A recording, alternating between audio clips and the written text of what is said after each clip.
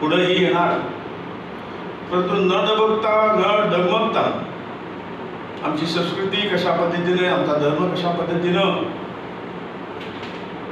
ताठमानेने आपण उभे राहून कसा शाश्वत ठेवणार, कुठच्याही परिस्थितीत तो झेंडा आपण खाली ठेवणार नाही, ही जर भावना सर्वांच्या मनात असेल तर अशा पद्धतीचे विचार, अशा पद्धतीचे काहीतरी उपाय आमच्या मनातून परमेश्वराच्या कृपेने होतात. तशातलाच एक भाग आहे. कोरोनाला जायचंच आहे, कधी जाणार हे नक्की नसल्यामुळे या सगळ्या गोष्टी आपल्याला करायच्या आहेत. कारण आपण म्हणतो की सगळी माया ही आजो रोग आहे. मला वाटतं आमच्या बालपणापासून अशा गोष्टी आम्ही कधी बघितल्याच नव्हत्या. जीवनात प्रथम या सगळ्या गोष्टी आम्ही अनुभवतो. हा जो व्हायरस आहे, व्हायरस खूप होऊन गेले, परंतु अशा पद्धतीनं आले, 7 दिवसात गेले, असं सगळं ऐकलं होतं. परंतु हा जो व्हायरस आहे खूप मायावी आहे.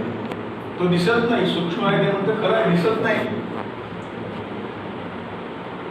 आणि त्यामुळे जी काही जे नुकसान, या जगाचं नुकसान ज्यांनी केलेलं आहे, हे नुकसान भरून टाकणं खूप कठीण आहे.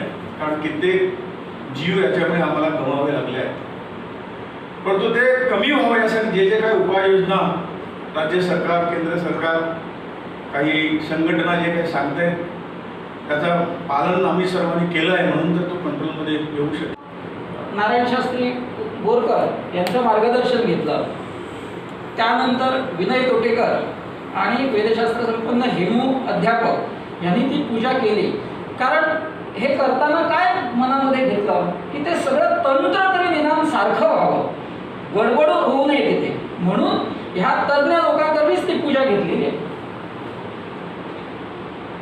आता आपले सप्रेसर म्हणतात तसं की कोरोना देवाला म्हणतो की मी एवढा सूक्ष्म, पण केली ना तुमची देवळं सगळी बंद.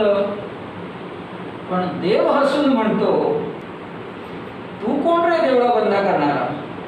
या निमित्ताने घराघराचं देऊळ झालंय. या चतुर्थीच्या निमित्ताने ह्याचा प्रत्यय जर आपण सर्वांना आला तर मला वाटतं हे रेकॉर्डिंग आणि ह्या ज्या सगळ्या गोष्टी आपण काय जे करतोय त्याचं सार्थक होईल.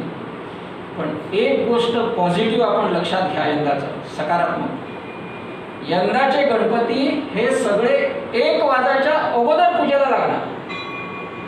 जे 5-5 वाजता 8-8 वाजत होते हे, आणि आपल्या आपण स्वतः करायचं एक हे, या सीडीमुळे सगळ्यांना मला वाटतं त्याचा फायदा होईल.